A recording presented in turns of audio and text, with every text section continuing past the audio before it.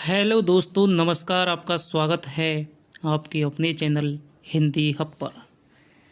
तो आज हम पढ़ने वाले हैं मोहन राकेश का लहरों के राजहंस का अगला भाग। दो भाग हो चुके हैं, यानी कि दोस्तों जो भूमिका थी वो हो चुकी है। और एक बात मैं आपको पहले बताना चाहूँगा कि जो समय लगना था ना दोस्तों, वो भूमिका में ही लगा। आपको पता है कि बहुत लंबी भूमिका थी और भूमिका को ही दोस्तों समझा जाता है। भूमिका क्या है दोस्तों? जो किसी एक आलोचक होता है, कोई समीक्षाकार होता है, ठीक है, कोई समीक्षक होता है, तो वो पूरे नाटक को समझ कर के उसके बारे में अपने विचार लिखता है, ठीक है। वो भूमिका होती है या समीक्षा होती है दोस्तों। तो हमने उस वो ही समझ ली दोस्तों। उस आलोचक से ज़्यादा हम नाटक को क्या समझ पाएंगे? हमने उसकी समझ को समझ लिया जिसने उस नाटक को समझा था। तो यहीं पर टाइम लगा था। अब केवल हम उन पॉइंटों पर बात करेंगे जहां से पेपर में क्वेश्चन आने वाला है। भूमिका में आपको पता है कि 2 वीडियो लग गई, लेकिन आगे की 3 अंक दोस्तों, 3 या जहां तक दोस्तों थोड़ी लंबी हो जाएगी तो 3 वीडियो, नहीं तो लास्ट एंड फाइनल 4 वीडियो लगेंगी दोस्तों। और आप वैसे भी मान के चलिए कम से कम आप 3 या 4 घंटे में तो आप वैसे ही नाटक को पूरा कर पाएंगे। मैं मानता हूँ कि कम से कम 3-4 घंटे में। हाँ, एक सिटिंग में यदि आपको यूँ करना है, केवल पढ़ना है दोस्तों, तो फिर आप 2-2.5 घंटे में भी पढ़ लेंगे। लेकिन यदि आप समझते हुए पढ़ेंगे तो आप कम से कम 4 घंटे में पढ़ पाएंगे। और ऐसा नहीं पढ़ पाएंगे जैसा आप यहाँ पर पढ़ पा रहे हैं।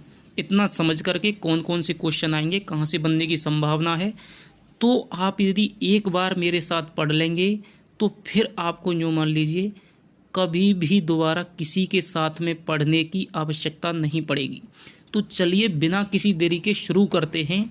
आज हम शुरुआत में कहाँ कहाँ से क्वेश्चन पुटअप होंगे और कौन सा पहला अंक है उसकी आज हम समाप्ति करेंगे दोस्तों। तो सबसे पहले मैं मोहन राकेश जी ने और थोड़ा सा लिखा है इस नाटक के बारे में, वो और मैं आपको पढ़ा देता हूँ। थोड़ा सा उन्होंने अपने एक आषाढ़ का दिन उनका नाटक है उसके बारे में भी लिखा है, लेकिन हमें उससे कोई मतलब नहीं है। हम केवल ये पढ़ने वाले हैं कि प्रस्तुत नाटक का आधार भी ऐतिहासिक है, परंतु उतने ही अर्थ में जितना इस व्याख्या में आता है। कथा का आधार अश्वघोष का सौंदरनंद काव्य है। टॉप मोस्ट क्वेश्चन बन सकता है दोस्तों कि लहरों के राजहंस नाटक का आधार क्या है, इसकी कथा का आधार क्या है, या किस संस्कृत महाकाव्य से इसका कथानक है वो लिया गया है। प्रस्तुत समय के विस्तार में स्थितियों का परिक्षेपण करने के कारण यह काल्पनिक भी है, यानी कि इसमें काल्पनिकता और ऐतिहासिकता दोनों का समावेश है। काल्पनिक अश्वघोष का सौंदरनंद भी है, क्योंकि संस्कृत तथा पाली साहित्य में जो कथा उपलब्ध थी उसका अश्वघोष ने अपनी दृष्टि से परिक्षेपण किया है, यानी उसे अपनी दृष्टि के अनुसार ढाला है। जो कथा पाली साहित्य में थी उसका ज्यों क्या त्यों अनुकरण नहीं किया है, बल्कि उसे अपने युग के अनुरूप बना करके उस कथा को प्रस्तुत किया है नए संदर्भों में। और सौंदरानंद की जो कथा है, अश्वघोष की जो कथा थी, उसको और वर्तमान के आधार पर यहाँ मोहन राकेश जी ने प्रस्तुत किया है। एक काल्पनिक अनुवृत्ति से उसे विस्तार दिया है। धम्मपद की टीका में नंद और सुंदरी की जो कथा है, सौंदर नंद की कथा प्रभाव और विस्तार में उससे कहीं आगे जाती है। सौंदर नंद में नंद और सुंदरी के जीवन के जो तथ्य हैं, उनके जीवन के सीमित ऐतिहासिक तथ्यों से वे कहीं भिन्न हैं। शोध ग्रंथों के प्रामाणिक तथ्य तो उनके संबंध में उपलब्ध ही नहीं हैं। संस्कृत तथा प्राकृत स्रोतों की कथा में बहुत अंतर है। जो स्वतंत्रता सौंदर नंद के लेखक ने उपलब्ध तथ्यों से आगे जाने में ली, वही स्वतंत्रता यदि आज का लेखक सौंदर नंद के तथ्यों से आगे जाने में लेता है तो पुराण सर्वस्व व्यक्तियों को चौंकना नहीं चाहिए।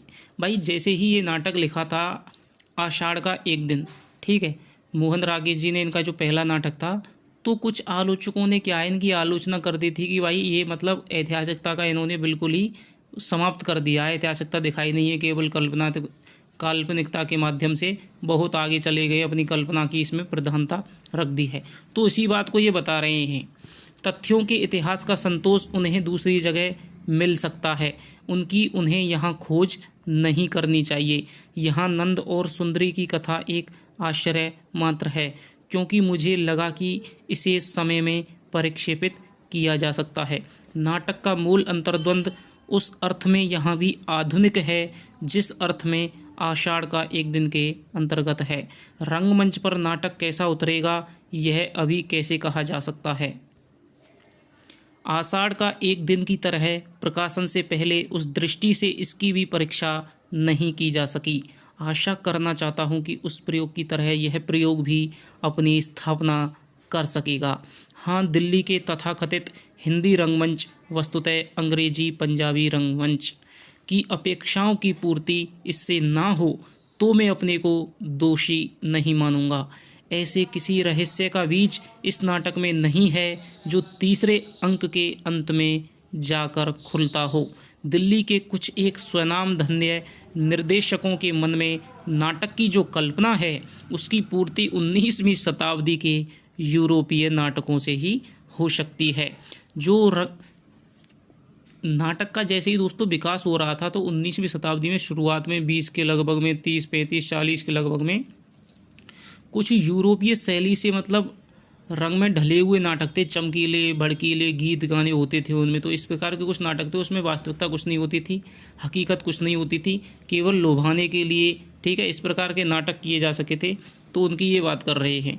जो थोड़े और आधुनिक हैं आर्थर मिलर और टेनेजी विलियम्स के नाटकों से, संस्कृत क्लासिक्स से भी कभी कभी उनका काम चल सकता है, जबकि उनके अंग्रेजी अनुवाद का उर्दू में अनुवाद करने वाले लोग मिल जाएं और उर्दू अनुवाद का कोई रेडियो आर्टिस्ट स्टेज एडोप्शन तैयार कर दे।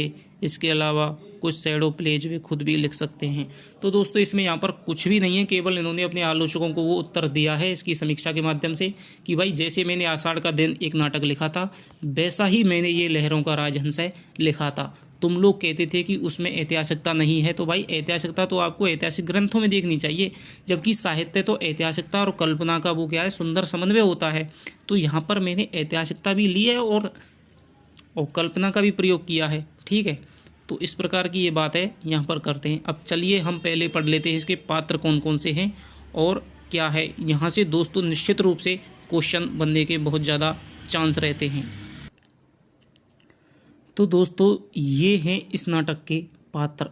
तो यहाँ पर आप देख पा रहे हैं सबसे पहले श्वेतांग इसका क्या एक कर्मचारी है। इसके अलावा श्यामांग वही है जो कि ऊल जुलूल हरकतें करता है। नंद की पत्नी सुंदरी, ठीक है, ये इसका दोस्तों मुख्य पात्र है। सुंदरी और नंद ये उसके दोस्तों मुख्य पात्र हैं। इसके अलावा अलका है, ये इसकी सहेली है और दासी भी है, लेकिन जो सुंदरी है इसको दासी से ज़्यादा इसको सहेली मानती है। गृहाधिकारी आ जाएगा यहाँ पर शशांक, ये कोई इतना ज़्यादा नहीं है पात्र, गौण पात्र है। बुद्ध का सौतेला भाई नंद हो जाएगा, ठीक है, बुद्ध का सौतेला भाई नंद हो जाएगा, ये दोस्तों इसका मुख्य पात्र हो गया। सुंदरी और नंद हैं इसके मुख्य पात्र हो जाएंगे। इसके अलावा नंद का एक मित्र है, ये मैत्रेय, ये क्या है सुंदरी, ये क्या है, ये एक आयोजन करती है तो उसमें केवल इनका एक ही मित्र आता है, वो मैत्रेय, उसका नाम है मैत्रेय, ठीक है। तो ये क्वेश्चन आपसे बन सकता है बिल्कुल, क्योंकि ये तो पूछेंगे नहीं भाई सुंदरी नंद कौन थे, या सुंदरी या कि नंद की पत्नी का नाम क्या था, ठीक है। या तो ऐसा बन सकता है कि जो आपकी सुंदरी की मतलब जो सखी है या दासी है उसका नाम क्या था, तो उसका नाम अलका था। या बुद्ध का जो सौतेला भाई मतलब बुद्ध नंद है वो किसके भाई थे, तो बुद्ध के भाई थे। इसके अलावा मैत्रेय कौन था, तो ये नंद का एक मित्र था, ठीक है। इनकी दासी एक निहार का बुद्ध का शिष्य था आनंद, तो ये तो आप जानते हैं कि आनंद है वो बुद्ध के शिष्य थे, तो इसमें कोई बड़ी बात नहीं है। तो यहाँ पर आपको ध्यान रखना है। और जो अलका है इसका है वो प्रेम दिखाया गया है श्यामांग के साथ में, ठीक है। तो यहाँ पर ये आप ध्यान रखिएगा, नाटक में आपको पता चल ही जाएगा। जब आप इस नाटक को एक बार पढ़ लेंगे ना उसके बाद में आपको दोबारा नाटक पढ़ने की ज़रूरत नहीं पड़ेगी दोस्तों, मैं गारंटी के साथ कहता हूँ। आप केवल जहाँ पर आपको एक बार पेन पेंसिल लेकर के बैठ जाइए, कॉपी खोल करके संवादों को दोस्तों यदि आप एक बार लिख लेंगे, या फिर आपके पास नाटक नहीं है तो ठीक है, आप संवादों को लिख लीजिएगा स्क्रीनशॉट लेकर के, या फिर किताब है आपके पास तो वहाँ पर आप टिक लगा लीजिएगा और उनको एक जगह आप जैसे ही लिख लेंगे 10-12 संवाद बताऊंगा बिल्कुल। उसके बाद में आपको नाटक पढ़ने की दोबारा ज़रूरत नहीं पड़ेगी। जब आपको लगे कि हाँ मैं थोड़ा भूल पा रहा हूँ या कुछ नहीं है कोई क्या है, तो तब आप केवल भूमिका पढ़ लीजिएगा। भाई इस भूमिका 15 मिनट में भूमिका पढ़ करके और अपना जो कॉपी में लिखा है उसको पढ़ करके आपका नाटक है वो तैयार हो जाएगा। इसके अलावा मैंने आपको इसमें बताया कि इसमें 3 अंक हैं। इस अंक 1 कपिलवस्तु राजकुमार नंद के भवन में सुंदरी का कक्ष रात उतरने का समय। वही कक्ष प्रत्युष के कुछ पहले, प्रत्युष यानी कि जो उषा होती है, ठीक है, थोड़ा थोड़ा उषा से पहले 2 नल का होता है। वही कक्ष अगली रात। तो मैंने आपको बताया कि इनके तीनों कक्षों का जो प्रारंभ है वो सुंदरी के कक्ष से होता है। तो ये भी क्वेश्चन आपके लिए बन सकता है, ठीक है। लेकिन जो टॉप मोस्ट क्वेश्चन है दोस्तों वो यहाँ पात्रों में से एक आदि क्वेश्चन है कि मैत्रेय कौन था, ठीक है, और तो ऐसा कुछ नहीं है, ठीक है। लेकिन इनके संवाद हैं, 2-4 के संवाद हैं वो यहाँ पर ज़्यादा बनने वाले हैं। तो चलिए अब हम पहला अंक है उसको पढ़ना शुरू करते हैं। दोस्तों मैं जहाँ पॉइंट आएगा समझाने का वहीं आपको समझाऊंगा, ठीक है, और जो संवाद आएगा उसी के मैं आपको कहूँगा कि भाई इसे टिक लगा लीजिए या फिर इसका स्क्रीनशॉट ले लीजिए, वही संवाद आने लायक होगा। अब संवाद तो दोस्तों नाटक तो पूरा संवादों का ही होता है। यदि आप प्रत्येक संवाद को यदि याद करने लगे तो फिर आपका होलिया, यूँ मान लीजिए आप पूरे सिलेबस की बजाय एक नाटक में ही आप सारा टाइम है वो लगा देंगे, तो इससे कुछ नहीं होने वाला है दोस्तों। 1 नंबर का क्वेश्चन आने वाला है केवल, ठीक है, 2 नंबर का यानी 1 क्वेश्चन आने वाला है। ज़्यादा से ज़्यादा 2 क्वेश्चन आ सकते हैं मान लीजिए, ठीक है, ज़्यादा नहीं आएगा, 1 क्वेश्चन आ सकता है। तो इसमें हमें ज़्यादा नहीं है, केवल हमें इसमें ऐसा इतना तैयार करना है कि हम केवल इसका 15 मिनट में हम इसका रिवीजन है वो कर सकें, ठीक है। तो चलिए अब शुरू करते हैं पहला अंक। तो पर्दा उठने पर अंधेरे में सुनाई देता संवेद स्वर, धम्मम शरणम गच्छामि, संघम शरणम गच्छामि, बुद्धम शरणम गच्छामि। धम्म की शरण में चलो, संघ की शरण में जाओ, बुद्ध की शरण में जाओ। प्रकाश होने पर राजकुमार नंद के भवन में सुंदरी का कक्ष रात उतरने का समय यानी कि शाम का वक्त है। सामने से देखने पर पीछे दाईं ओर चबूतरा, बाईं ओर झूला और एक मत्स्याकार आसन, आगे दाईं ओर मदरा कोष्ठ, बाईं ओर श्रृंगार कोष्ठ, आगे और पीछे 2 अलग अलग भागों में 2 दीपाधार। एक के शिखर पर पुरुष मूर्ति, बाहें फैली हुई, आंखें आकाश की ओर उठी हुई। दूसरे के शिखर पर नारी मूर्ति, बाहें सिमटी हुई और आंखें धरती की ओर झुकी हुई। उद्यान का मार्ग बाईं ओर से, बाहर का मार्ग सामने से। सामने के द्वार से निकलकर गवाक्ष होता है यानी कि आपका झरोका या खिड़की। कक्ष के अन्य भागों में जाने का मार्ग दाईं ओर से। साज सज्जा में कामोत्सव का स्पर्श। कई एक कर्मचारी फूल सजाने, कोष्ठों को व्यवस्थित करने तथा मुद्राएं अंकित करने आदि में व्यस्त।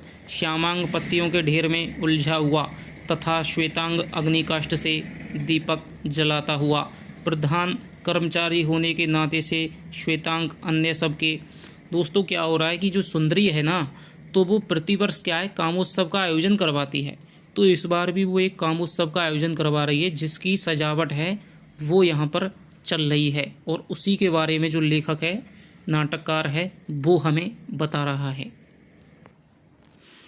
कार्य के प्रति भी सचेत। 2-3 कर्मचारियों की हल्की अवज्ञात्मक हंसी का शब्द।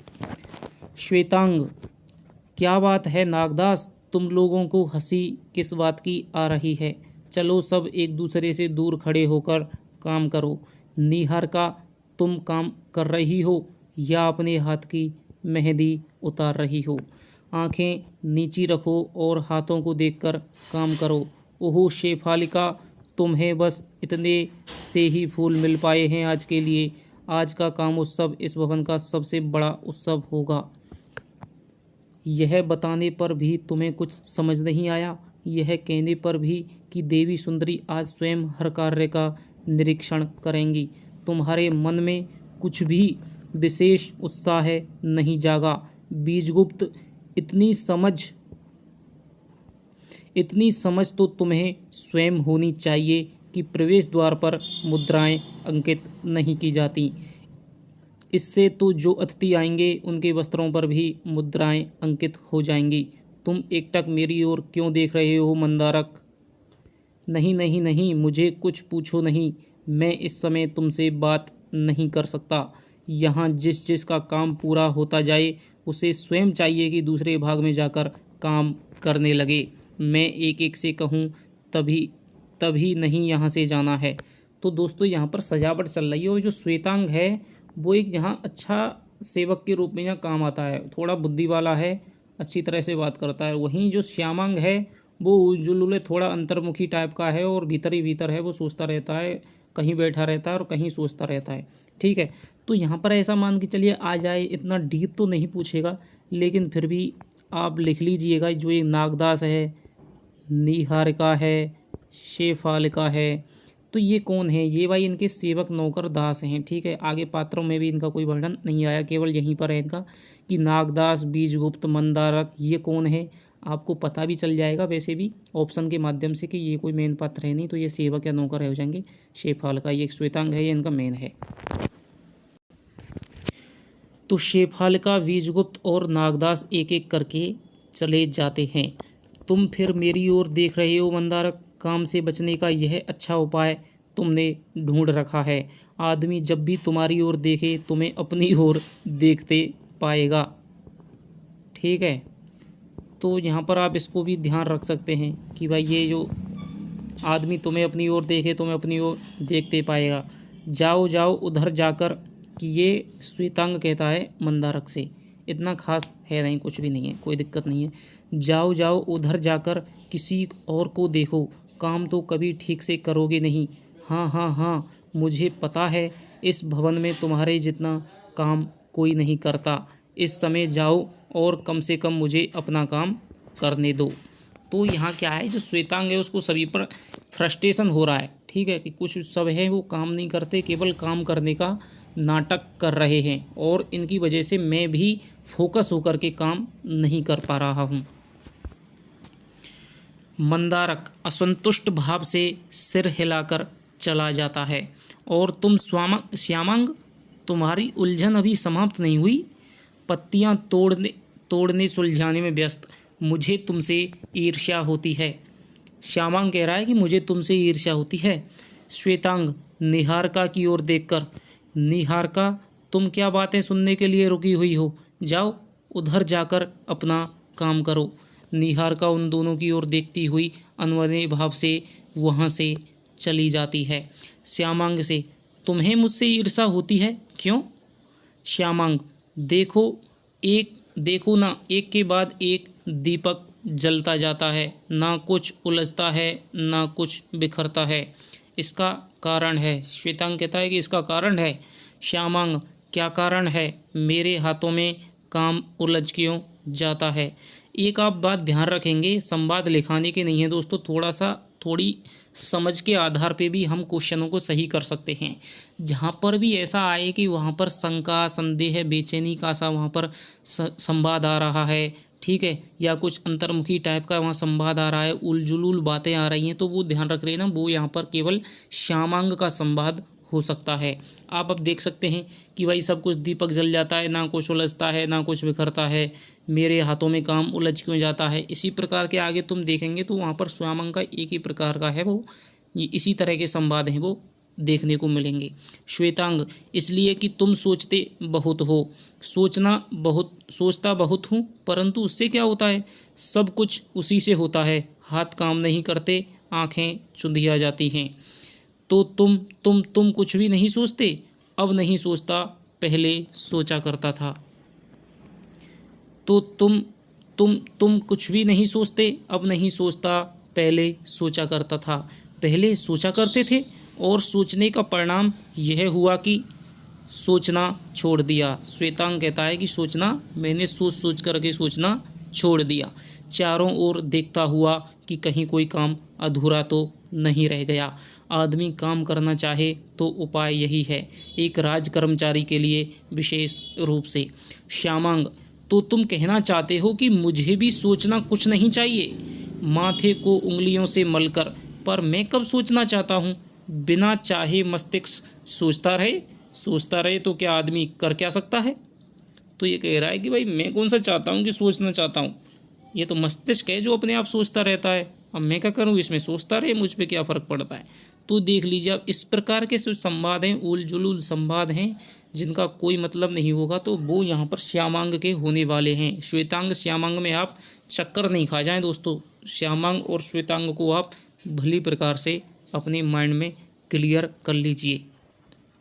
श्वेतांग, बिना चाहे तो मस्तिष्क सोचता ही रहता है, ना सोचने के लिए वैसा चाहना पड़ता है, प्रयत्न करना पड़ता है। श्यामांग, प्रयत्न करना पड़ता है, कुछ असहाय सा, और प्रयत्न आदमी से ना बन पड़े तो? श्वेतांग, तो सब कुछ उलझता रहता है, पल भर उसकी ओर देखता रहकर। लाओ पत्तियों का यह ढेर मुझे दो, मैं सुलझा देता हूँ। अग्निकाष्ठ उसकी ओर बढ़ाकर तुम दीपक जलाओ। उसके हाथों में पत्तियाँ झट-झट सुलझने लगती हैं। श्यामांग अग्निकाष्ठ हाथ में लिए कुछ क्षण उसकी ओर देखता रहता है, फिर आंखें झपककर अपने को सहेजने का प्रयत्न करता है। अब क्या हो रहा है तुम्हें, इस तरह खड़े क्यों हो? श्वेतांग कहता है कि अब तुम्हें क्या हो रहा है, इस तरह खड़े क्यों, देख क्यों रहे हो? श्यामांग, पता नहीं क्या हो रहा है, बार बार आंखों के सामने जाने कैसा अंधेरा सा घिराता है, समझ में नहीं आता कि। श्वेतांग, तुमसे कुछ भी समझने को कहा किसने है? दीपक जलाओ, देवी सुंदरी अब इधर ही आने वाली हैं, आकर देखेंगी कि दीपक नहीं जले तो सहसा बिगड़ उठेंगी। कितने वर्षों के बाद तो आज उन्होंने काम उत्सव का आयोजन किया है। श्यामांग फिर कहता है कि यही बात तो मैं कल से सोच रहा हूँ श्वेतांग, और मुझे लगता है कि मैं ही नहीं और सब लोग भी, यहाँ तक कि स्वयं कुमार भी मन में यही बात सोच रहे हैं, परंतु कोई भी मुंह से कुछ कह नहीं पाता। हम सब के सब ना जाने क्यों, ओहो पता नहीं मैं क्या क्या कह रहा था, बात जैसे मस्तिष्क से ऊपर उठकर वहीं छितरा जाती है। अच्छा तुम बताओ, तुम नहीं सोच रहे कि क्यों आज ही वर्षों के बाद यहाँ काम उत्सव का आयोजन किया गया है? श्वेतांग अत्यधिक गंभीर, तुम फिर बहक रहे हो, तुमसे कहा है ना दीपक जलाओ। श्यामांग, वह तो कहा है तुमने, परंतु क्या करूं, ना जाने क्यों मेरे मस्तिष्क में यह अंधेरा आज बढ़ता ही जा रहा है। मन होता है कि सब छोड़ छाड़ कर कहीं चला जाऊं। और सुंदरी अलका के साथ बात करती हुई बाईं ओर से आती है। श्वेतांग झुककर अभिवादन करता है। श्यामांग जैसे बहुत प्रयत्न से बाद में अभिवादन करता है। इसकी मैंने आपको बताया कि श्यामांग की आदत है कि ये जहाँ होता है वहाँ नहीं होता है, ये हर समय कुछ ना कुछ उलझुल सोचने में लगा रहता है। इसने पहले भी बता दिया कि यार मेरा मस्तिष्क है वो अपने आप सोचता रहता है, तो मैं क्या करूं। तो जैसे ही सुंदरी आती है तो श्वेतांग तो उसको देख करके तुरंत है वो अभिवादन कर देता है, प्रणाम कर देता है, लेकिन इसको पता नहीं चल पाता है क्योंकि ये सोचने में व्यस्त है। तो थोड़ी देर बाद जब इसको एहसास होता है कि भाई सुंदरी आ गई, उसे लगता है कि हाँ अब प्रणाम करना चाहिए, तब ये जा करके प्रणाम करता है। सुंदरी आगे आती हुई, हाँ रात के अंतिम पहर तक भोज आपानक और नृत्य वर्षों तक याद बनी रहनी चाहिए लोगों के मन में। अलका, याद वर्षों तक, हाँ देवी, परंतु ना जाने क्यों मेरे मन में तरह तरह की आशंकाएं उठ रही हैं। सुंदरी, रात बीतने दे, फिर अपने मन से पूछना। रात भर नगर वधू चंद्रिका के चरणों की गति से इस भवन की हवा कांपती रहेगी और धुलती रहेगी। मदिरा उसकी आंखों से, उसके एक एक अंग की गोराई से तू देखेगी और विश्वास नहीं कर सकेगी। जो नहीं देखेंगे वे तो कल्पना भी नहीं कर पाएंगे। तो यहाँ आप ध्यान रख सकते हैं कि रात भर, ये आप यहाँ पर सुंदरी के आगे ये संवाद लिख लीजिएगा, इतना कोई खास है नहीं है, फिर भी आप यहाँ पर लिख सकते हैं कि ये कामोत्सव के बारे में यहाँ पर कह रही है कि रात भर नगर वधू चंद्रिका के चरणों की गति से इस भवन की हवा है वो कांपती रहेगी, और तू देखेगी और विश्वास नहीं कर सकेगी। एक इसको भी यहाँ पर लगा लीजिए, तू देखेगी और विश्वास नहीं कर सकेगी, जो नहीं देखेंगे वे तो कल्पना भी नहीं कर पाएंगे। तो ये यहाँ पर अलका से कह रही है, और किसके बारे में कह रही है? कामोत्सव के बारे में। अलका इस बीच एक बार श्यामांग की ओर देख लेती है, फिर जैसे प्रयत्न से अपना ध्यान सुंदरी की बात पर केंद्रित करती है। अलका, रात देर तक मुझे नींद नहीं आई, जब नींद आई तो सुंदरी, ठहर, क्या सोच रही थी मैं? हाँ, शशांक से कह दिया था ना कि आज के लिए उसे कुछ विशेष मदिराएं प्रस्तुत करनी हैं। शशांक कौन है? इनका गृहाधिकारी है। ठीक है। अलका, आपने अब तक आदेश नहीं दिया? आदेश दें तो मैं अभी जाकर। सुंदरी, अब तक आदेश नहीं दिया मैंने। फिर मैंने सोच कैसे लिया कि सच अपने पर बहुत निर्भर करती हूँ। मन में बात आने से ही सोच लेती हूँ कि वह पूरी हो जाएगी। अभी सुगंधियों की भी तो व्यवस्था नहीं हुई। अच्छा जा, पहले शशांक से कहे, समय बहुत थोड़ा है। फिर भी पुराने रस और आसब मिलाकर वह कई नए सम्मिश्रण प्रस्तुत कर सकता है। और देख, उससे कहना कि भोज और पान की सारी सामग्री आज उद्यान में सजानी है। अभी जाकर कह देती हूँ। दाईं ओर से चली जाती है सुंदरी, बढ़कर श्वेतांग की ओर जाती है। सुंदरी, यहाँ का काम अभी पूरा नहीं हुआ श्वेतांग? लगभग पूरा हो चुका है देवी, केवल तोरण सजाने के लिए ये पत्तियाँ श्यामांग के लिए छोड़ दो और तुम मेरे साथ आओ। और श्यामांग, तुम? श्यामांग की ओर देखती है, वह जैसे अंदर के अंधेरे से लड़ता हुआ जड़ दृष्टि से हाथ के अग्निकाष्ठ को देख रहा है। श्वेतांग ने उसको काम दिया था कि भाई तुम पत्तियां मुझे दे दो और दीपक जला लो, लेकिन वो दीपक नहीं जला। ना तो उसने प्रणाम किया ढंग से, ना उसने पहले पत्तियां ही सुलझाई, और ना वो दीपक ही जला रहा है, केवल सोचे जा रहा है, देखे जा रहा है, उलझुल बातें। तुम खड़े खड़े सोच क्या रहे हो कि आग काट के अंदर है या बाहर? देखो, यह चिंतन बाद में करना, पहले दीपक जलाकर पत्तियां सजा दो। अतिथियों के आने में अब अधिक समय नहीं है, तुम आओ। श्वेतांग दाईं ओर से चली जाती है। श्वेतांग उसके साथ जाता हुआ एक बार अंतर्मुख भाव से श्यामांग की ओर देख लेता है। श्यामांग इस तरह अग्निकाष्ठ की ओर देखता खड़ा रहता है जैसे उसे समझ ना आ रहा हो कि वह उसे क्यों हाथ में लिए है। उसकी कुछ समझ में ही नहीं आता है। उद्भ्रांत सा, पत्तियां श्यामांग के लिए छोड़ दो। श्यामांग कहता है, उद्भ्रांत सा, पत्तियां श्यामांग के लिए छोड़ दो। श्यामांग से पत्तियां ना सुलझी तो क्या आज कामोत्सव नहीं होगा? श्वेतांग कहता है, कुछ सोचो नहीं। अब अपने मन में ही सोच रहा है ये कि सब लोग मुझसे क्या कहते हैं, पर सोचना ना सोचना अपने बस की बात है। पिछले बसंत में आम कैसे बोराए थे, पेड़ों की डालियां अपने आप हाथों पर झुक आती थीं, परंतु तब यहाँ कामोत्सव का आयोजन नहीं किया गया। आयोजन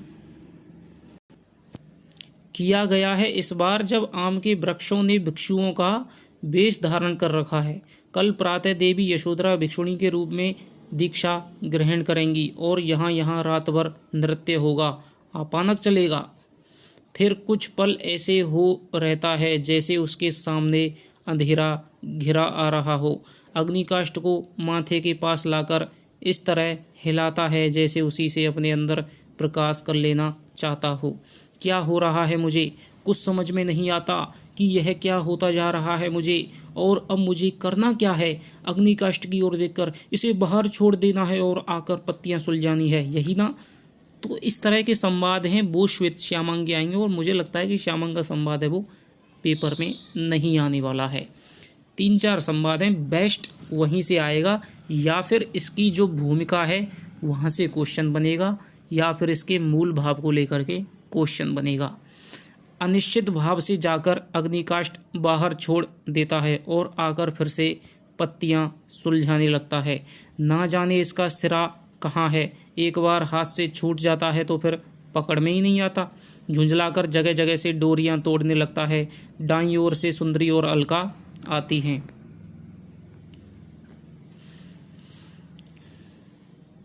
सुंदरी हल्की हंसी के साथ, तू सपने भी देखती है? तो ऐसे ऐसे सूखा सरोवर, पत्रहीन वृक्ष और धूल भरा आकाश। इसका अर्थ तो यह है, सहसा श्यामांग पर दृष्टि पड़ जाने से काम इस तरह से होता है। श्यामांग, उन्हें तोड़ तोड़ कर देख क्या रहे हो कि डोरियां पत्तों में उलझी हैं या पत्तियां डोरियों में? अपने अंदर के अंधेरे से लड़ता हुआ, नहीं, मैं इन्हें तोड़ नहीं रहा, केवल चेष्टा कर रहा हूं कि किसी तरह ये सुलझ जाएं। तो हाँ, इसी चेष्टा में तो ये सुलझेंगी। जाओ, कहकर यह काम और किसी और को सौंप दो, और कहीं एकांत में बैठकर सोचो कि जब हाथों में कोई काम ना रहे तो हाथों को क्या करना चाहिए। तो आप ये संवाद लगा लीजिए दोस्तों कि जब हाथों में कोई काम ना रहे तो हाथों को क्या करनी चाहिए, कि कहीं एकांत में जा कर के सोचो, जब हाथों में कोई काम ना रहे तो हाथों को क्या करनी चाहिए। ये सुंदरी है, वो किससे कहती है? श्यामांग से कहती है। ठीक है, इसमें यूँ आएगा कि ये प्रस्तुत नाटक में ये सुंदरी है, ये कथन किसके प्रति कहा? तो आप करेंगे श्यामांग के प्रति कहा है। श्यामांग आंखें झपकाता हुआ पल भर उसकी ओर देखता रहता है, कुछ आवेश के साथ। जाओ। श्यामांग किसी तरह पत्तियां संभाल कर एक बार चुंधियाई सी दृष्टि उसकी तथा अलका की ओर देखता है, फिर बाईं ओर से बाहर चला जाता है। सुंदरी पल भर श्रृंगार कुष्ठ के पास रुकती है, फिर मत्स्याकार आसन के पास आ जाती है। स्वतः स्वर पुनः कोमल और विनोदपूर्ण हो जाता है। हाँ, तो तू अपने सपने की बात कह रही थी ना अलका? क्या देखा था? कह रही थी सूखा सरोवर, पत्रहीन वृक्ष और धूल भरा आकाश। उसे सिर से पैर तक देखकर, यह भरा पूरा यौवन और हृदय में धूल भरा आकाश, इसका कुछ उपाय करना होगा। अलका उसके पास आती हुई, प्रभात में नींद टूटने से पहले देखा था सपना। प्रभात के सपने सच नहीं होते देवी, सुना है सच होते हैं, इसलिए तो उपाय करना होगा, अन्यथा यह ना हो कि कल को तू भी भिक्षुणी का वेश धारण करने की बात सोचने लगे।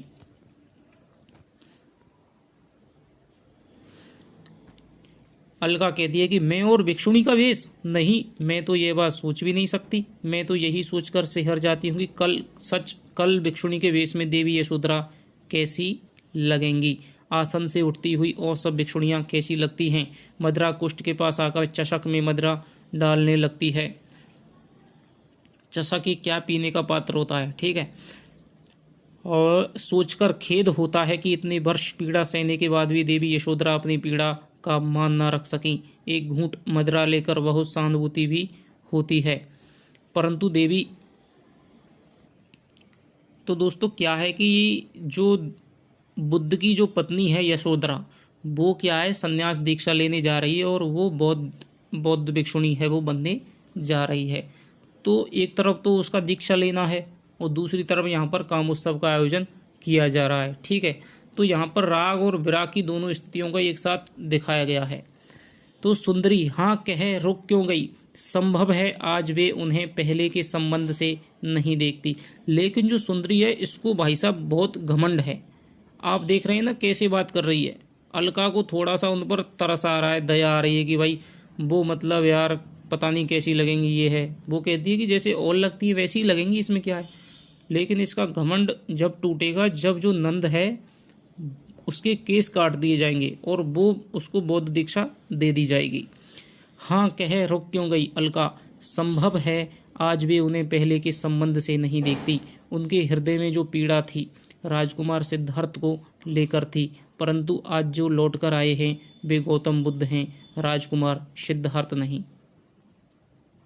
ये अच्छा मतलब है। मैं बताना चाहता हूँ कि जो अलगा भी कह रहे वो कि भाई मान नहीं रख सकी, ये क्या कह रही है, और उन्हीं के पास दीक्षा लेने जा रही हो, बुद्ध ही इन्हें छोड़ के चले गए थे। तो अलका कह रही है कि भाई जो पहले उनकी जो पीड़ा थी, उनका जो रोष था, उनका जो क्रोध था वो सिद्धार्थ पे था, ठीक है। लेकिन अब वो सिद्धार्थ नहीं है, वो तो महात्मा बुद्ध हैं। सिद्धार्थ तो जाने कब के मर गए, सिद्धार्थ गए थे छोड़कर, लेकिन जो नया व्यक्ति आया वो महात्मा बुद्ध है। ठीक है, उनसे इनको कोई भी गिला शिकवा नहीं है, तो उनसे ये बौद्ध दीक्षा ले रही हैं।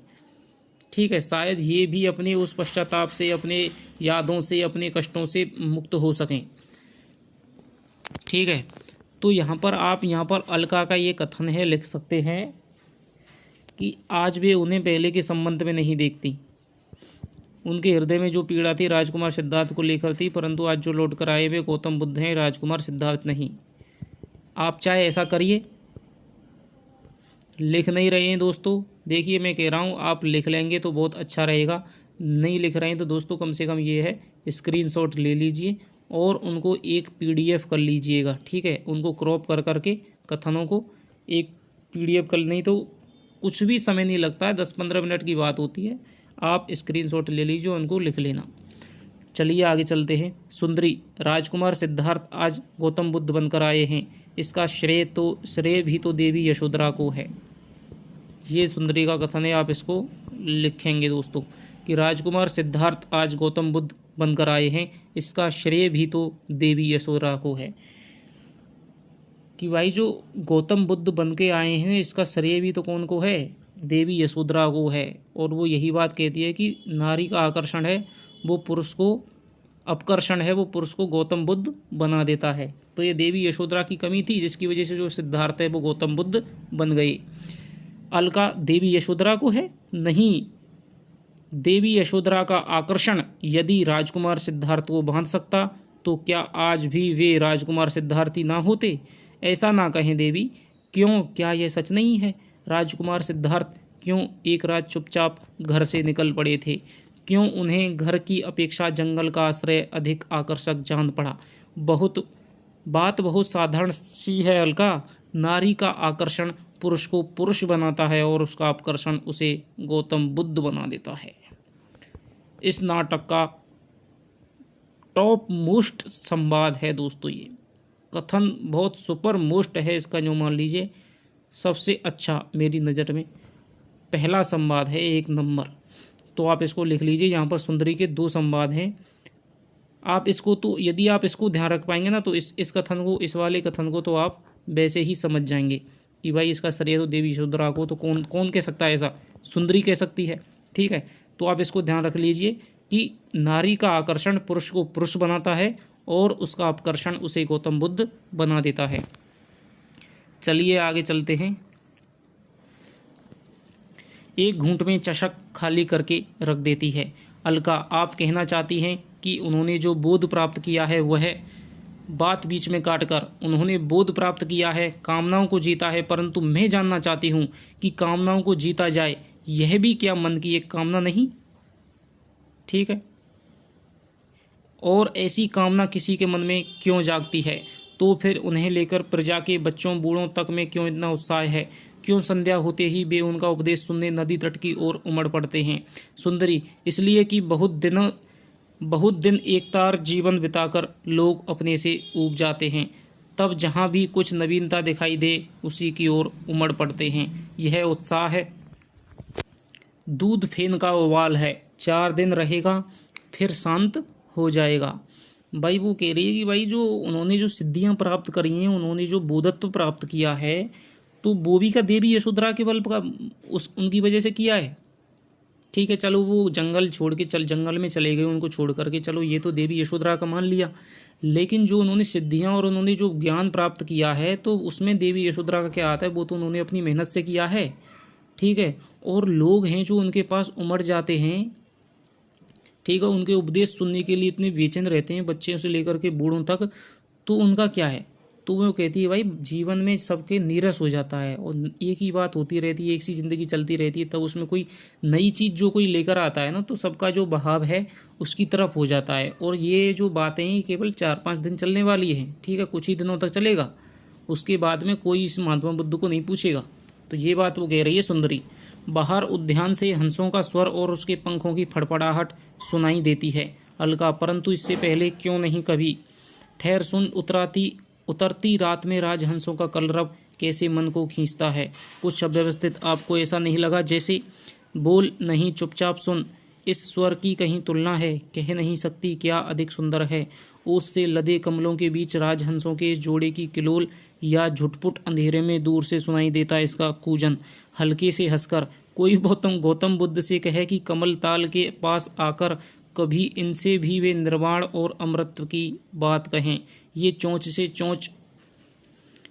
चोंच मिलाकर चकित दृष्टि से उनकी ओर देखेंगे, फिर कांपती लहरें जिधर ले जाएंगी उधर को तैर जाएंगे।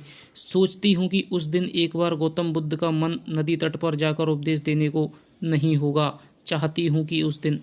तो आप यहाँ पर एक संवाद और लिख लेंगे कि कोई गौतम बुद्ध से कहे कि कमल ताल के पास आकर कभी इनसे भी वे निर्वाण और अमृत की बात कहें। तो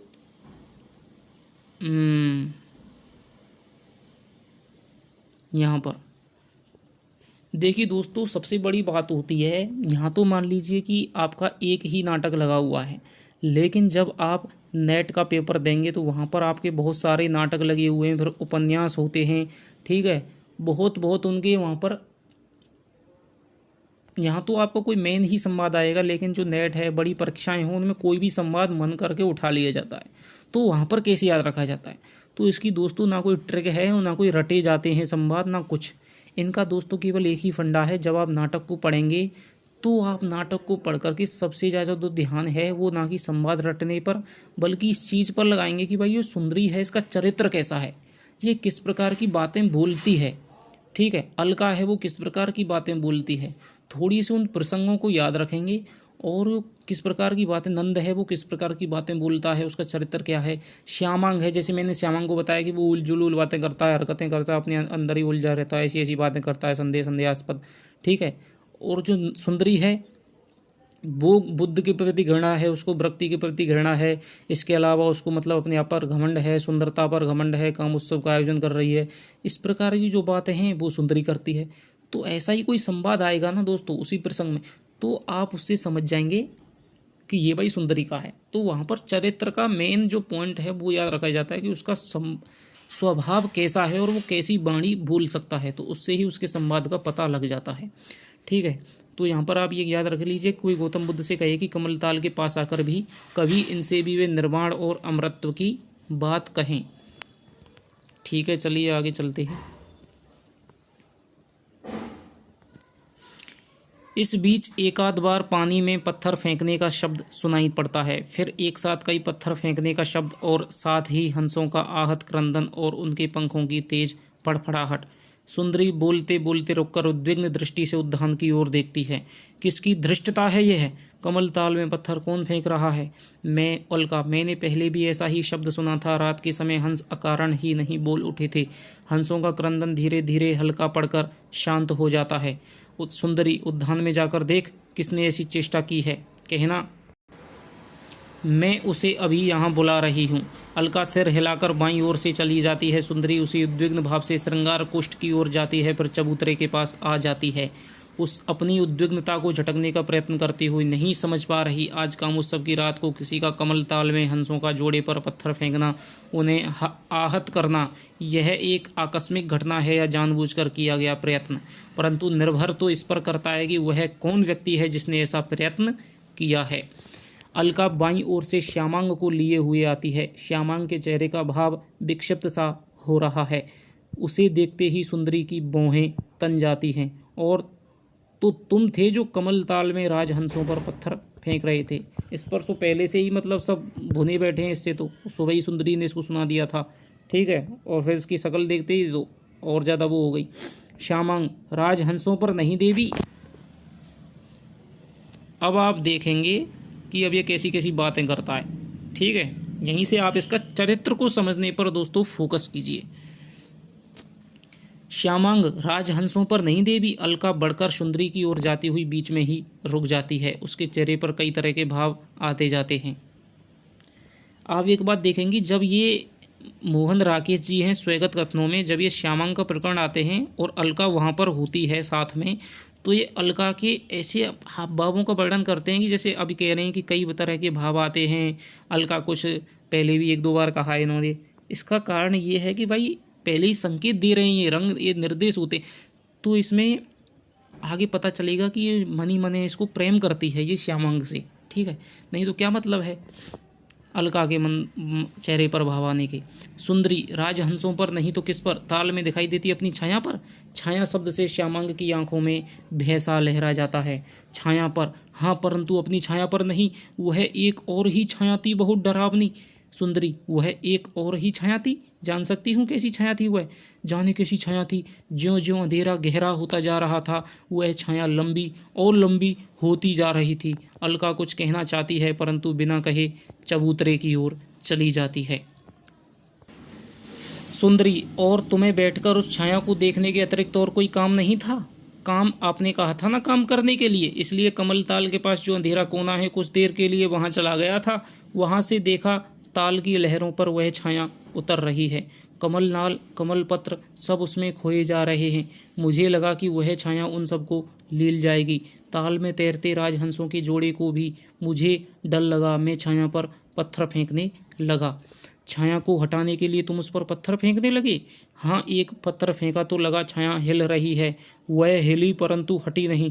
तभी राजहंसों ने पंख फड़फड़ा दिए और जैसे छाया से बचने के लिए पुकार करने लगी। तब मैंने उस छाया को लक्ष्य करके कई पत्थर लगातार फेंके।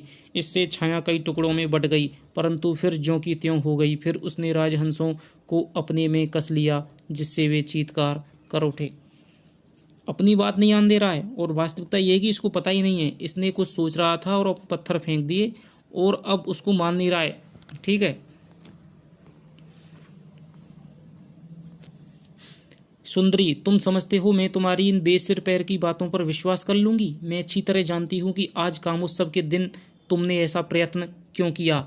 तुम इस भवन के उन कर्मचारियों में से हो जो यहाँ रहकर भी यहाँ के नहीं हैं, जो सदा इस खोज में रहते हैं कि कब और कहाँ यहाँ उल्लास को खंडित कर सकें। अलका एक बार सुंदरी की ओर देख लेती है फिर बढ़कर श्यामांग के पास आ जाती है। अलका तुम सच क्यों नहीं कह देते कि तुमसे अनजाने में अपराध हो गया है? अपराध के लिए क्षमा मांग लो। तो छाया को हटाना अपराध था क्या? मैं नहीं जानता अपराध था। यदि सचमुच अपराध था तो अलका क्यों फिर से वही बात किए जाते हो? क्यों नहीं स्पष्ट कह देते कि तुम्हारा मन कहीं और था और तुम्हें पता ही नहीं था कि कब तुमने पत्थर उठाए और फेंकने लगे? श्यामांग मेरा मन कहीं और था, पर मन कहीं और होता तो मैं छाया को देखता और किस तरह? और फिर सुंदरी दो एक पग उसकी ओर बढ़ जाती है। सुंदरी नहीं, तुम्हारा मन कहीं और नहीं था। तुम्हें आज सचमुच एक छाया ने घेर रखा है। जब तुम यहाँ काम कर रहे थे तब भी वह छाया तुम्हारे सिर पर मंडरा रही थी। मुझे आश्चर्य नहीं है। आज के आयोजन में वह छाया तुम में से किसी को ना घेरती तो अवश्य मुझे आश्चर्य होता। अब तुम्हें उस छाया से बचाए रखने का उपाय यही है कि कुछ समय के लिए तुम्हें दक्षिण के अंधकूप में उतार दिया जाए। ठीक है, यहाँ पर ये क्वेश्चन आपको बन सकता है कि अंधकूप में किसे डाला गया। ठीक है, और किसने डलवाया? तो सुंदरी ने डलवाया। किसको डलवाया? श्यामांग को डलवाया। अलका अव्यवस्थित नहीं देवी, अव्यवस्थित। अलका देख लिए, बता रहा है ना लेखक, पहले ही उसको निर्देश दे रहा है कि अव्यवस्थित हो जाती है। क्यों हो जाती है भैया? जब तुम्हारा कोई संबंध नहीं है तो क्यों हो जाती? तो यहाँ पर ये पहले ही बताना चाह रहा है कि भाई अलका का इससे संबंध है और ये पीछे पता चलेगा अव्यवस्थित हो जाती है कि नहीं देवी। सुंदरी उसकी बात की ओर ध्यान न देकर, वहाँ तुम्हें पूरा अवकाश रहेगा और वह छाया भी तुम्हारे पास नहीं फटकने पाएगी। दाईं ओर देखकर जो भी द्वार पर हो श्वेतांग से कह दो मैं उसे यहाँ बुला रही हूँ। श्यामांग से, श्यामांग अभी तुम्हें तुम्हारे गंतव्य तक पहुंचा आएगा। श्वेतांग दाईं ओर से आता है। श्वेतांग साभिवादन देवी, सुगंधियों की व्यवस्था हो गई? श्वेतांग हाँ देवी। तोरणों पर मुद्राएं अंकित की जा चुकी? हाँ देवी। सुंदरी तो तुम्हें एक काम और करना है। तुम्हारा सहयोगी श्यामांग आज एक छाया से पीड़ित है। इसे उस छाया से मुक्त करने के लिए आंखें झपकता हुआ छाया वहाँ है देवी, कमल ताल पर। जब मैं वहाँ से चला तब भी वह। श्वेतांग ध्यान से श्यामांग को देखता हुआ, मुझे लगता है देवी, तुम्हें जो भी लगता हो आकर कहना। पहले इसे ले जाकर दक्षिण के अंधकूप में छोड़ आओ। खड़े क्यों हो, जाओ, जाकर आदेश का पालन करो। श्वेतांग पास जाकर श्यामांग को बाहां हाथ में ले लेता है। श्वेतांग आओ श्यामांग, मैं तुमसे सच कहता हूँ श्वेतांग, मैं सोच कुछ नहीं रहा था। मुझे याद था तुमने कहा था कि सुंदरी इसे ले जाओ। मैं इसकी अनर्गल बातें और नहीं सुनना चाहती। श्वेतांग श्यामांग को बाईं ओर से बाहर ले चलता है। श्वेतांग, चलते चलते मैंने तुमसे कुछ नहीं कहा था। श्यामांग, तुम्हें लगता है मैंने कुछ कहा था तो वह केवल तुम्हारे मन की भ्रांति है। श्यामांग, तुमने मुझसे कुछ नहीं कहा था, सच कुछ नहीं कहा था, तो फिर मुझे क्यों लग रहा था कि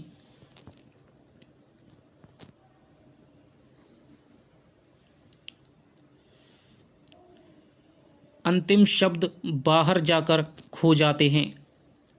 सुंदरी मत्स्याकार आसन की ओर जाती है। अलका आहत से अपने स्थान पर रुकी रहती है। सुंदरी, ना जाने क्यों इस व्यक्ति को देखकर सदा उलझन होती है। जब यह ऐसा कुछ नहीं करता तब भी जैसे मेरे हर विचार, हर कार्य के सामने यह एक प्रश्न चिन्ह बनकर आ खड़ा होता है। इसकी आंखों का भाव ही ऐसा है कि सहसा अलका पर दृष्टि पड़ जाने से तुझे क्या हुआ है। इस बात को आप ध्यान रखेंगे। यहाँ पर सुंदरी है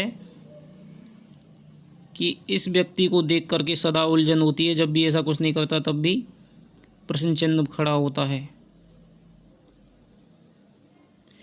कि ऐसा कौन व्यक्ति था जो सुंदरी के प्रश्न चिन्ह बन करके खड़ा हो जाता था, जिसको देख करके सुंदरी को सदा ही उलझन होती थी। तो वह था भैया श्यामांग। ठीक है, यहाँ पर आप अब जैसे ही उसकी दृष्टि पड़ती है अलका पर, अलका की जो है भाव स्थिति है वो बहुत ही डामाडोल हो गई है। जैसे ही सुंदरी उसे देखती है तो वो पूछती है कि तुझे क्या हुआ अलका, तू वहाँ इस तरह क्यों खड़ी है। अलका स्वयं को सहेजने का प्रयत्न करती हुई, हुआ कुछ नहीं देवी, ऐसे ही बस। ऐसे ही बस क्या, तेरे चेहरे से तो लगता है जैसे, इधर आ मेरे पास।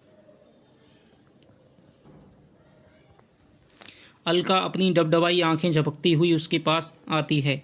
बताना क्या बात है, तू क्या फिर से अपशकुन की बात सोच रही है। आंखें झुकाकर, नहीं देवी, मैं केवल यह सोच रही थी कि उसने जो कुछ किया है शायद जानबूझकर नहीं किया है। अब पता चलेगा इनकी बात का। सुंदरी, तू श्यामांग के लिए कह रही है, कुछ तीखे स्वर में, तो तू विश्वास करती है कि उसने सचमुच कोई छाया देखी है। नहीं, छाया की बात में मैं विश्वास नहीं करती, परंतु कितने दिनों से देख रही हूँ कि धीरे धीरे उसे कुछ होता जा रहा है। अपनी मानसिक शक्तियों पर से उसका अधिकार उठता जा रहा है। सोचती हुई, तो तू कहना चाहती है कि उसने जो कुछ किया है उन्माद में किया है। उन्माद में नहीं तो सोच समझकर भी नहीं किया है। मैं कब से देख रही हूँ कि वह अपने अंदर ही अंदर कहीं खोया जा रहा है और उसके मन में कुछ ग्रंथियाँ सी उलझ गई हैं, जिसके कारण उसे सहानुभूति और उपचार की आवश्यकता है। देवी, मैं कितना चाहती थी कि उसके लिए कोई ऐसा कुछ कर सके जिससे कि वह थोड़ा सा सुधर सके। सुंदरी, तो तू कहना चाहती है कि, परंतु तेरे कहने का अर्थ कहीं यह तो नहीं कि नहीं, ऐसा नहीं हो सकता। तेरे कहने का अर्थ शायद इतना ही है। वो सोचती है कहीं ऐसा तो नहीं है कि तू कहीं प्रेम करती हो। नहीं, ऐसा नहीं हो सकता, वो सोच रही है।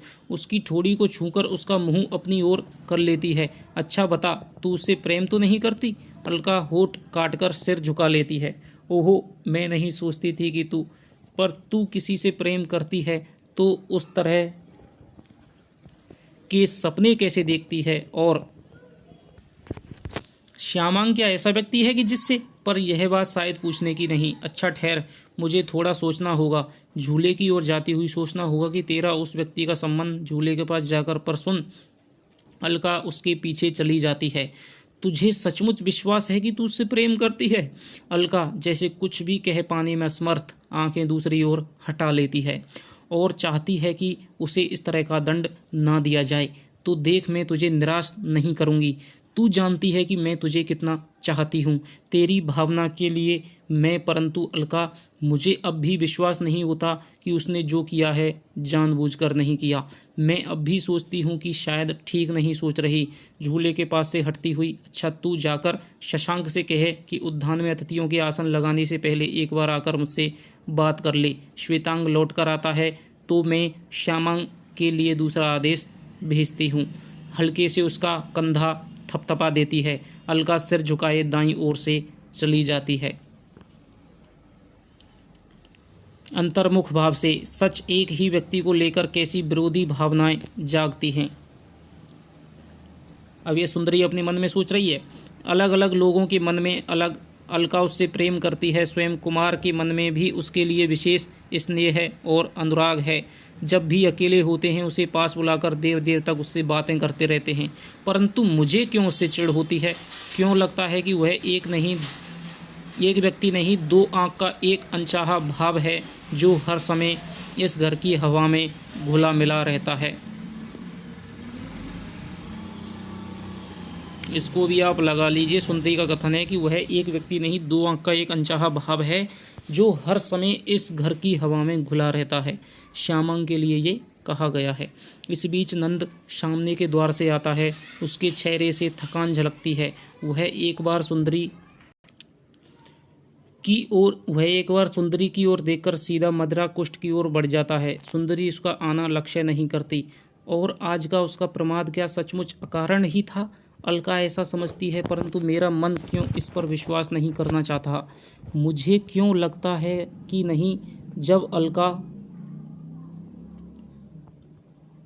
जब अलका से कह दिया तो जैसे भी हो उसे यहाँ स्वीकार करना ही होगा। हाँ, इतना अवश्य देख लेना होगा कि नंद 2 घूंट मदिरा पीकर चषक रखता है तो सहसा उसका ध्यान उस ओर चला जाता है। आप कब आए?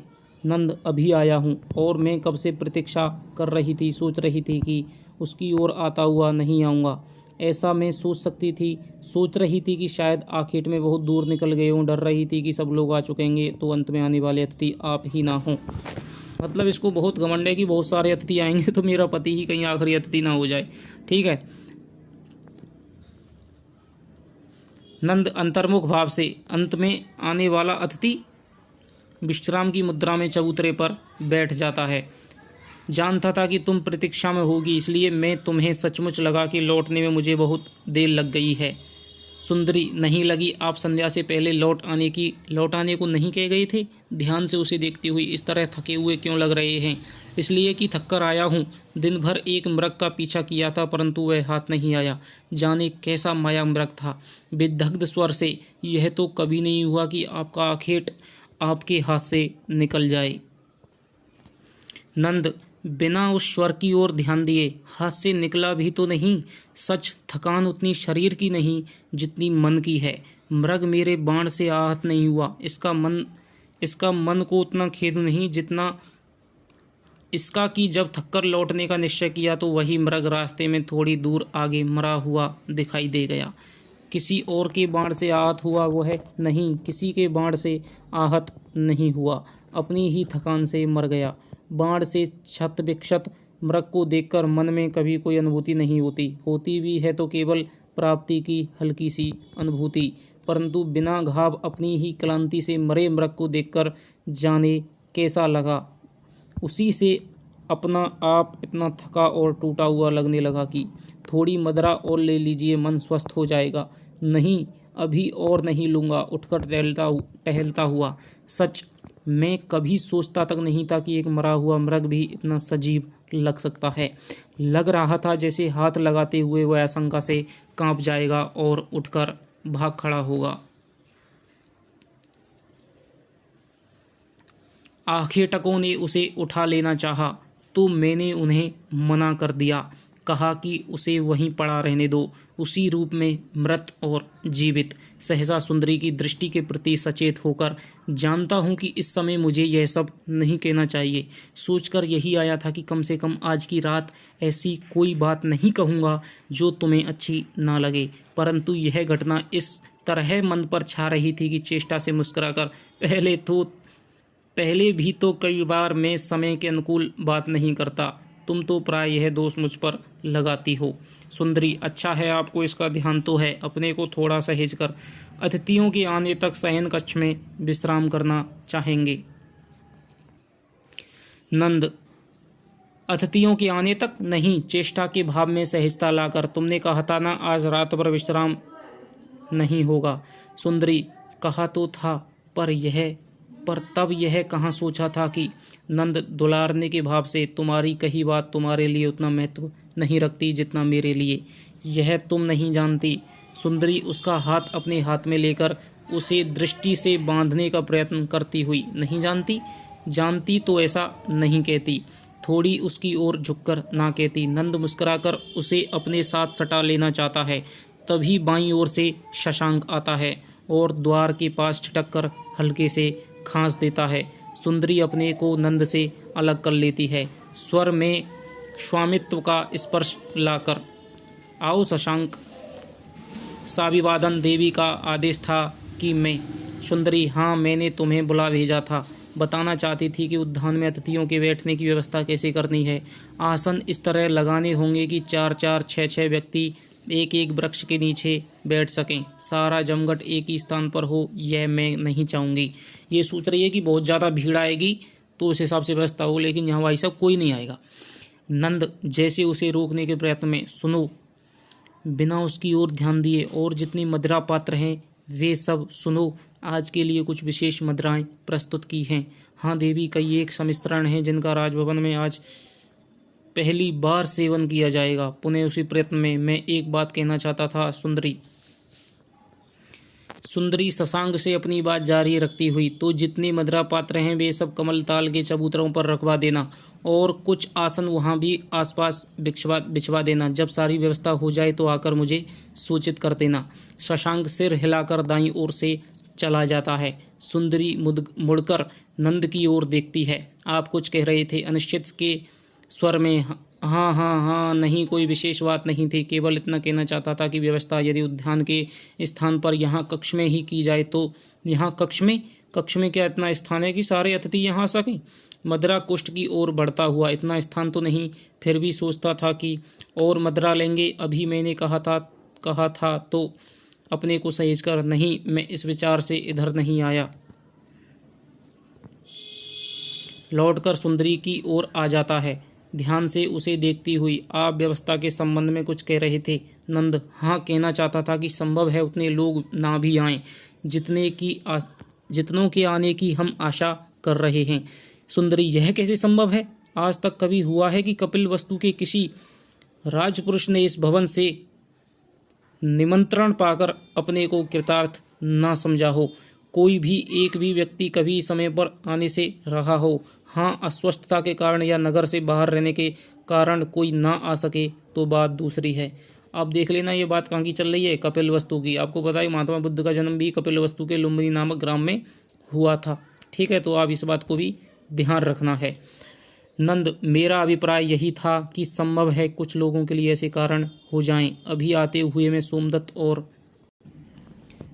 विशाख देव के यहाँ स्वयं होकर आया था। सुंदरी कुछ आवेश के साथ, आप स्वयं उन लोगों के यहाँ होकर आए हैं? क्यों इतना समय आपका स्वयं जाना विशेष रूप से उनके आने का आग्रह करने के लिए, क्या अपमान का विषय नहीं? मैं विशेष रूप से नहीं गया था देवी यशोधरा से मिलने। देवी यशोधरा से मिलने? क्यों? उन्हें बुला भेजा था। क्यों? कुछ अव्यवस्थित। उन्होंने कहलवाया था कि कल से वे भवन में नहीं रहेंगी, बाहर भिक्षुणियों के शिविर में चली जाएंगी। इसलिए क्या चाहती हैं कि आज भवन में अंतिम बार अपने सब बांधवों से मिल लें? ओहो, तो उनके मन का मोह अभी छूटा नहीं। बात मोह की ना, संभव है ऐसा ही हो। उन्होंने कहलाया था तुम्हारे लिए भी था।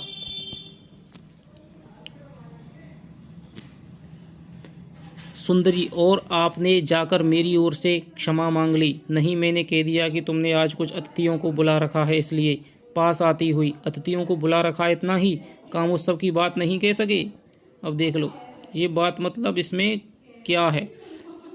कहने की आवश्यकता नहीं कि वे यह बात जानती थी ना, मुझे पता था अवश्य जानती होंगी। तो क्या कहा उन्होंने? कहा था कि अपनी व्यस्तता के कारण तुम ना भी आ सको तो मैं तुम्हें उनका आशीर्वाद। झूले की ओर बढ़ती हुई व्यंग्यपूर्ण स्वर में, आत्मवंचना की भी एक सीमा होती है। झूले पर बैठकर आज के दिन वे आशीर्वाद देंगी, और मुझे मन में क्या सोचती होंगी यह मैं अच्छी तरह जानती हूँ। आहत स्वर में, देखो सुंदरी, तुम्हारे मुंह से यह सब कहना अच्छा नहीं लगता। बाईं ओर से श्वेतांग आता है। श्वेतांग, देवी के आदेश का पालन हो गया है। श्यामांग को मैं अंधकूप में डाल आया हूँ। बात काटकर, श्यामांग का अपराध मैंने क्षमा कर दिया है। अलका को विश्वास है कि उसने जो कुछ किया है उन्माद में किया है, इसलिए उसके संबंध में दूसरा आदेश है कि इसी समय जाकर उसे वापस ले जाओ, उसके उपचार की व्यवस्था करो। जब तक ठीक नहीं होता तब तक यहीं रहेगा। अलका यहाँ उसकी देखभाल करती रहेगी। कुछ भौचक होकर तो यहाँ उसे अभ्यंतर भाग में कर्मचारियों के जो कक्ष हैं उन्हीं में से एक में उसे रखा जा सकता है। इस तरह अलका को उसकी देखभाल करने में सुविधा रहेगी। श्वेतांग, परंतु मैं कहना चाहता हूँ देवी कि यदि आज की रात अधीर स्वर में मैंने जो आदेश दिया उसका पालन करो, जाओ। श्वेतांग सिर झुकाकर बाईं ओर से चला जाता है। नंद गंभीर दृष्टि से सुंदरी की ओर देखता हुआ उसके पास आ जाता है। नंद श्यामांग को क्या हुआ है? तुम उसके अपराध की बात क्या कह रही हो? आप मुझे स्मरण ना दिलाएं, मैं उस बात को भूल जाना चाहती हूँ। परंतु ऐसा उसने किया क्या है जिसे अलका उसका उन्माद समझती है और जिसके लिए तुमने उसे सजा दे दी है? सुंदरी तीखे स्वर में, कुछ ना कुछ तो किया ही होगा जिसके लिए मैंने उस दंड देना उचित समझा, और अब मैंने उससे क्षमा कर दिया है तो यह बात क्या समाप्त नहीं हो जाती? एक बात समाप्त हो जाती, परंतु जहाँ तक उसके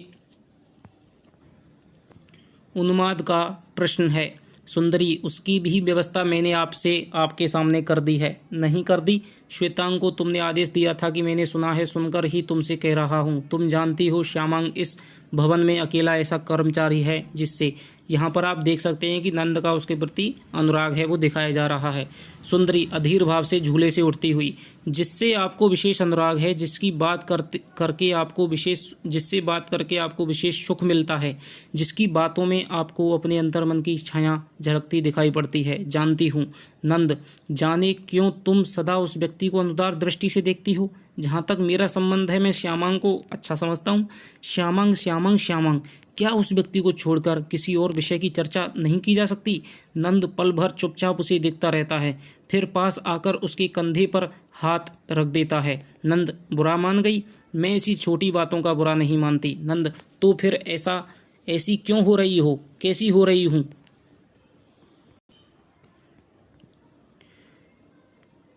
उसका चेहरा हाथ में लेकर, यह तो मैं ही बता सकता हूँ जो तुम्हारे चेहरे का दर्पण हूँ। ठीक है, यह तो मैं ही बता सकता हूँ जो तुम्हारे चेहरे का दर्पण हूँ, इसे आप पहचान ही जाएंगे, कोई दिक्कत नहीं है। नंद का कथन है। सुंदरी उसका हाथ हटाती हुई, ये क्यों है कि नंद है उसका श्रृंगार करता है हर रोज, ठीक है, श्रृंगार करने में उसका लगा रहता है, तो आप इससे पता लगा लेंगे नंद के चरित्र के माध्यम से। सुंदरी उसका हाथ हटाती हुई, रहने दीजिए, मुझे यह सब अच्छा नहीं लगता। नंद, परंतु यह बात मेरी नहीं तुम्हारी कही हुई है, तुम्हें याद नहीं? सुंदरी, मुझे इस समय कुछ भी याद नहीं। नंद, यह भी याद नहीं कि तुमने आज कामोत्सव का आयोजन किया है, कि तुम्हारे कुछ अतिथि अभी आने वाले हैं? सुंदरी, कुछ अतिथि? आप बार बार यह क्यों कहना चाहते हैं कि सब अतिथि नहीं आएंगे? अपने को सहेजने का प्रयत्न करती हुई। सोमदत्त और विशाखदेव इससे लज्जित नहीं हुए कि आप स्वयं उनके यहाँ कहने के लिए गए। एक तो इनका दोस्तों, इनका मैत्रेय इनका मित्र है, अतिथि है, ठीक है। एक सोमदत्त और विशाखदेव हैं, ये भी अतिथि हैं, लेकिन ये आते नहीं हैं, यहाँ इनका कोई काम नहीं है, केवल नाम भर आए हैं इनके। नंद आंखें उसकी ओर से हटाकर अपने को दूसरी तरह से व्यस्त रखने का प्रयत्न करता हुआ, वे लज्जित थे विशेष रूप से इसलिए कि वे नहीं आ पाएंगे। क्यों?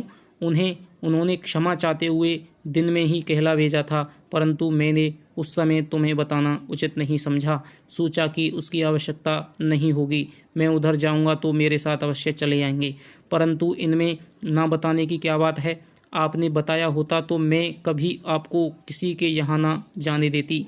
मेरे उत्सव में लोग अनुरोध करने से आए, इससे उनका ना आना ही अच्छा है, और दो व्यक्तियों के आने ना आने से क्या अंतर भी पड़ता है? बाहर से पैरों का शब्द सुनाई पड़ता है, शायद कुछ लोग आ रहे हैं। घूमकर सामने की ओर आ जाती है।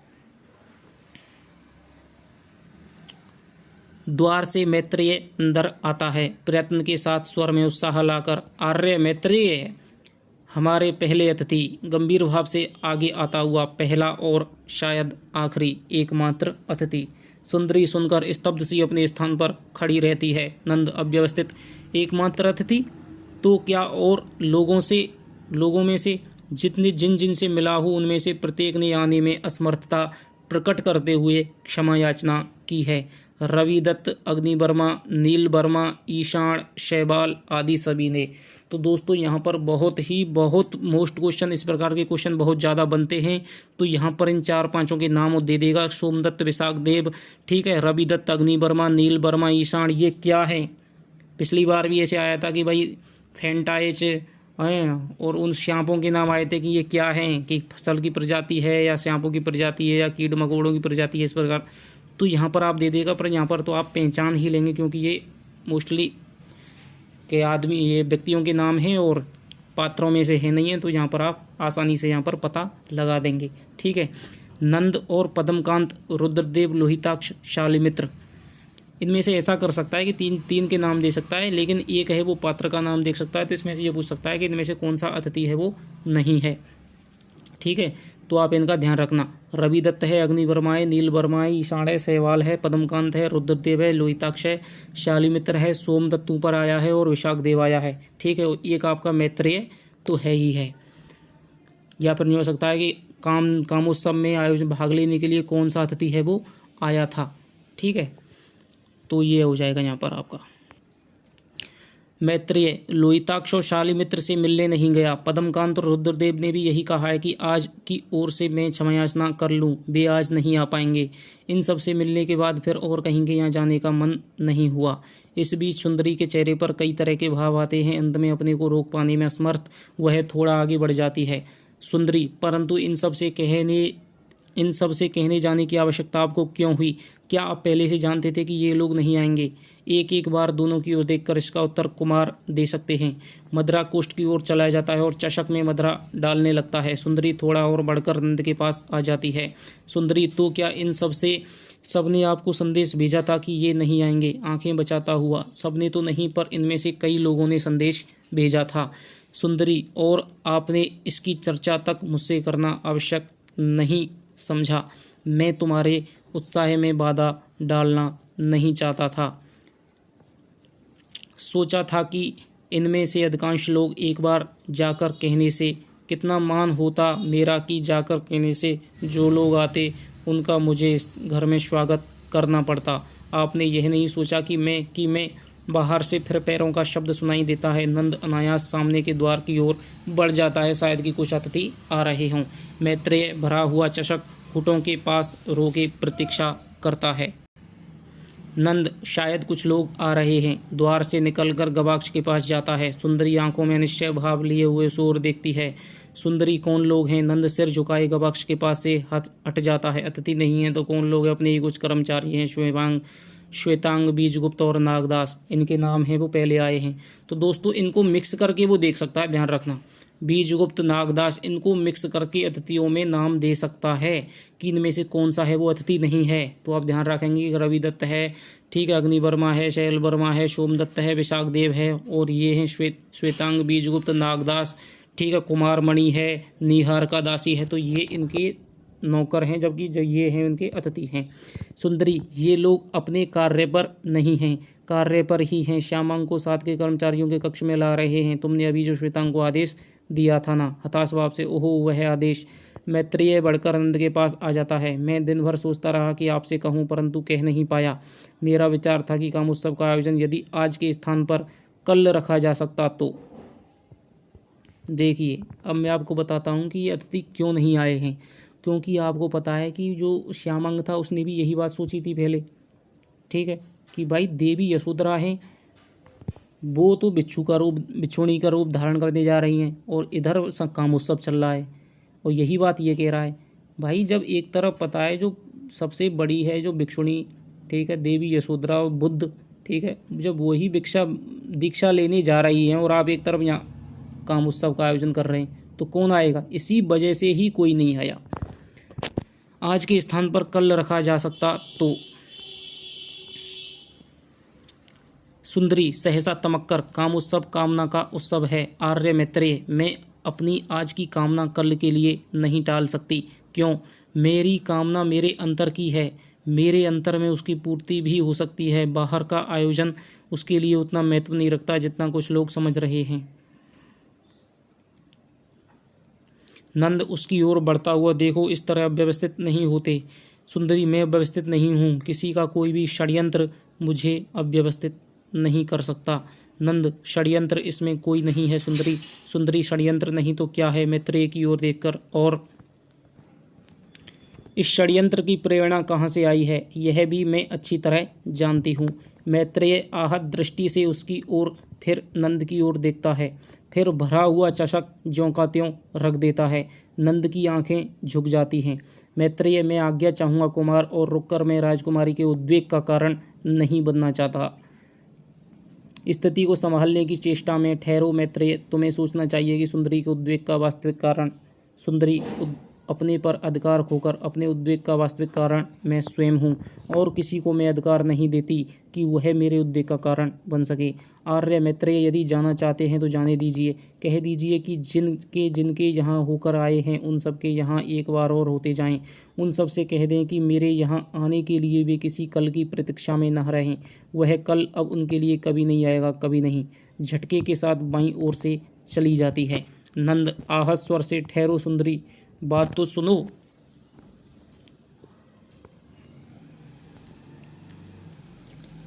दो एक पग उसके पीछे जाकर हताश भाव से आगे के दीपाधार की ओर लौट आता है, बुदबुदाता हुआ। नहीं सुनोगी तुम, कभी नहीं सुनोगी। पल भर आंखें मूंदे रहता है। मैत्रेय धीरे से चलकर उसके पास आ जाता है।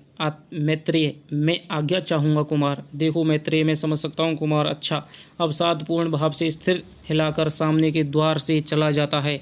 नंद की ओर दीपाधार की ओर की पुरुष मूर्ति पर स्थिर हो रहती है। नंद की आंखें दीपाधार की पुरुष मूर्ति पर स्थिर हो रहती हैं। नंद हल्की उसास के साथ, नहीं समझ सकते मैत्रेय, तुम कुछ भी नहीं समझ सकते। मैं स्वयं नहीं समझ सकता तो तुम भला कैसे समझ सकते हो। जरा थका सा चबूतरे पर बैठ जाता है और प्रकाश धीरे धीरे मंद होता है।